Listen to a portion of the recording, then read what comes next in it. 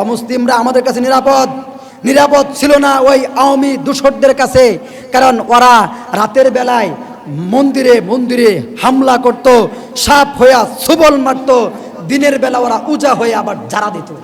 কি বলেন? এটি আমরা ভালো করে জানি। তোমরা রাতের বেলা সুবল মেরে মন্দির ভেঙে দিনের বেলা আবার ওদের পাশে যে দাঁড়িয়ে সেই মন্দিরে আবার 5 লক্ষ টাকা অনুদান দেওয়া, এই সমস্ত দ্বিচারিতা মুনাফিকি চরিত্র এটি কাদের মধ্যে ছিল? বাংলার জনগণ এটি ভালো করে জানে। পতনটা এমনিই হয় নাই। কি বলেন? মানুষ এই মুনাফিকি চরিত্র দেখতে দেখতে মানুষ ক্লান্ত শান্ত হয়ে গিয়েছিল। আর কত মুনাফিকি চরিত্র দেখব? রাতের বেলা মন্দির ভেঙে কে? আপনারা শোনেন নাই?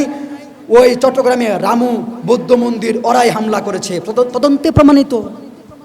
ওরাই হামলা করেছে, আবার অনুদান ওরাই দিয়েছে। ব্রাহ্মণবাড়িয়ায় নাসিরনগরে যে বিশাল বড় মন্দির হামলা হয়েছে ওরাই করেছে, তদন্তে প্রমাণিত।